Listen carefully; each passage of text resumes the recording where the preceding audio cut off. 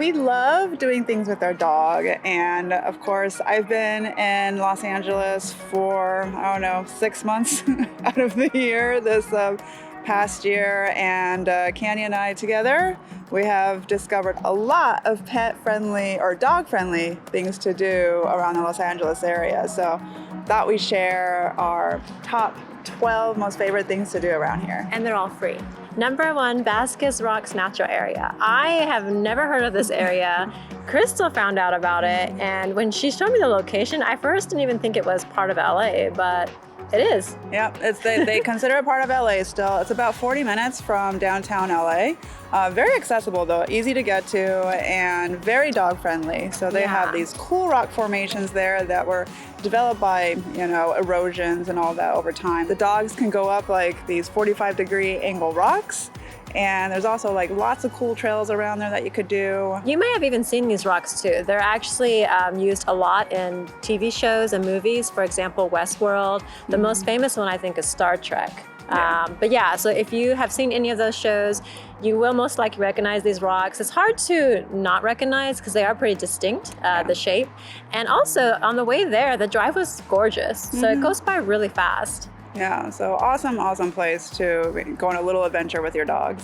So next on the list is Rosie's Dog Beach. There's a lot of dog beaches around Los Angeles, but not a lot of off-leash dog beaches. In fact, I think this was the only one. This is the only one that's actually off-leash in LA County. Yeah, so our dogs love the beach. I would say Kuma loves the beach more than Zoe does. They both have fun. Yeah. But since Kuma's from Florida and she's used to like these beach dog parks all the time, she really loved this place. And when Kuma has fun, Zoe will have fun too. And they'll like run and chase each other around for, forever. But it's a very large beach area for dogs. Very well maintained, has like some dog waste stations for you. And then there's also restroom facilities for humans too. So very comfortable, and it's right in the middle of downtown Long Beach. Next is Sepulveda Basin Off-Leash Dog Park. Again, this is another one where Crystal found that I'm like, what? There's an agility course here? Yeah, I'm all about finding agility courses at dog parks because, dog parks are usually all the same. It's like some grassy area, or in like California's case, a lot of dirt areas. Yeah, and if your dog's like playing fetch, that's fantastic. But both of our dogs aren't really that into fetch. They are more into stuff like agility. Agility, yeah. I couldn't come out of my mouth. And we both train them in agility, so they know what they're doing and they really enjoy it. Yeah. So there's 3 different dog parks here. So they're all fenced, and there's a large dog park area, a small dog park area, and a timid dog park area. Yes, I'm so glad they have that because Zoe is very timid. She doesn't look like it, but she is. Yeah, because we went to the large dog park first, but then Zoe was, a little bit afraid of the big dog, so we went to the timid dog side, and she was very comfortable there. And all 3 of these dog parks have the agility courses, the same ones. So everybody gets, the agility courses, which is great because then you don't have to fight over them. But yeah, they have a lot of fun with these agility courses, so we loved taking them there. Hollywood Walk of Fame is another one that you could do with your dogs. It's free as well. So as everybody knows, well, a lot of people will know, the Hollywood Walk of Fame is all those famous stars with the celebrity names on the cement. So as you're walking, then you can see like, oh, there's Johnny Depp and there's Tom Cruise. Yeah, and it's all over Hollywood Boulevard. And basically when you're walking on the sidewalk, you're just seeing stars all along the street or the sidewalk. So, you may not even know that you are going to be in an area where there's going to be a star. Because it's not just one section. Literally, it's just miles of stars down the street. So if there's a particular one you want to find, definitely look up the map online because there's a lot of them. Yeah, I think there's like over 2,000. Yeah, right? something crazy like that. So, and I think they've actually had to start using another street because they're adding on so many stars. And there's also an outdoor mall there, and some of the shops there are dog friendly as well because we walked by Hot Topic, I believe it was, and the sales associate came out and was like, I love your dogs. They're more than welcome in here if you want. Yeah, if you want to shop in here. Yeah, that was pretty funny. And then I didn't realize until later, so that complex is called Hollywood and Highland. And we noticed the Hollywood sign and Crystal's like, oh, that's so beautiful. The architect who designed that actually did that on purpose so that the Hollywood sign would be framed there perfectly. So I was like, oh, that's why Crystal noticed it. Next is Lake Hollywood Park. And I've always wanted to know like how to get to the Hollywood sign without having to hike. And I think this is the best option, and it's pet friendly. Yeah, when I was doing research on dog-friendly things to do, that was one of the things that came up. And even though it's just like this park, it's a really nice It's a beautiful park, yeah. Really well maintained. The grass is super bright green, which is so hard to find during the winter months in California too. It's great photo ops with the Hollywood sign in the background, and it's very close. And then you have like that nice grassy area on the bottom, so very, very perfect for that. If you want a photo with the Hollywood sign, that's the place to go. And you don't even have to hike. I mean, you literally just park and you're there. Yeah. So without the hiking. I think you can get closer, but if you don't want to do that, hike the strenuous hiking, that's the great place to go. Yeah, and also if you want, I mean, we saw a lot of families there picnicking. Yeah. So if you want to spend the afternoon there with your dogs picnicking with the Hollywood sign in the back. And then also if you go, there's a short walk uphill, just like around the corner, and you can get another view of the Hollywood sign. And we noticed a lot more people went there to take a picture with the Hollywood sign. But if you want a more dog-friendly thing to do, the park area is the nicer place. Cherry Canyon Park is next on our list, and it's a really cool area. There's two sides to the Cherry Canyon Park. The more popular one is the one where you go uphill, and I think they call it like the Cherry Canyon motorway. But it's like out in the open, there's no shade. So if it's a sunny, warm day, it might not be great for your dogs like Kuma. So my dog could not make it because it was just like way too hot. But there's another side down below where you can go in a more shaded area. We enjoyed this a lot more, and it's called Owl Trail.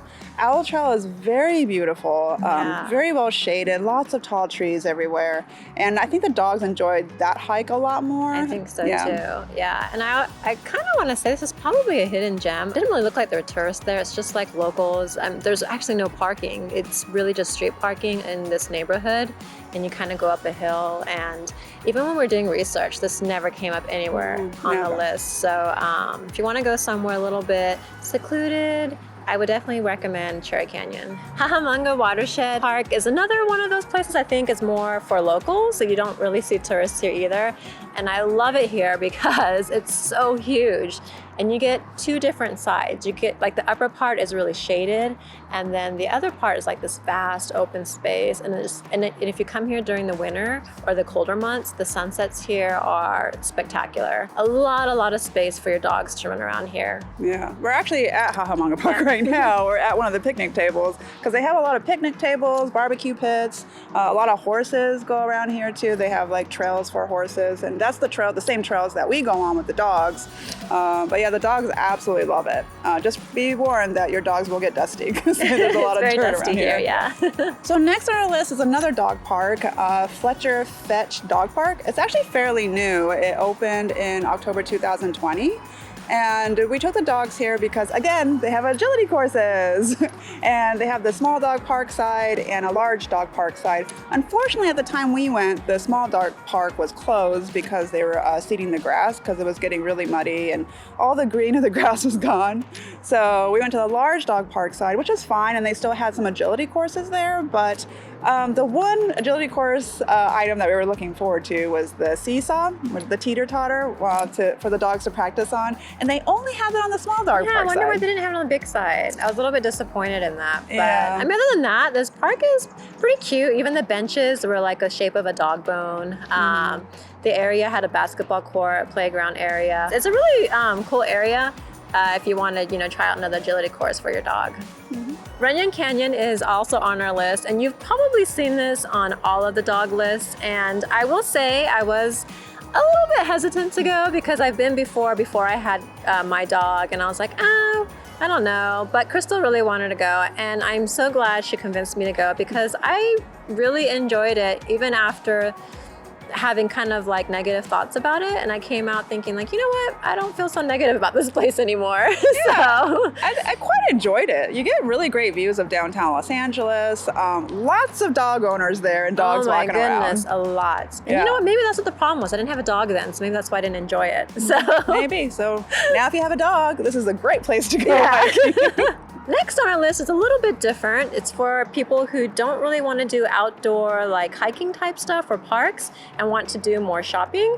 We recommend the Grove or the Farmers Market, which is in the same area. It's a really pretty area, and your dogs get to do a lot of smelling and exploring, and they do have a grassy area where you could sit down and picnic if you wanted to. The dogs actually can't go into the store, but they can walk around the farmer's market, so you can order food while you have your dog with you. Or if you have two people with you, one of them can go shopping and the other can just relax. So they have a lot of like outdoor tables there too, and as Candy mentioned, the grassy area where you can just relax, and a nice fountain area as well. So next is one of our favorite places. It's Angeles National Forest, and we just recently went here and went up Angeles Crest Highway. So you go up the San Gabriel Mountains, and the reason why we wanted to go up here was because we found snow.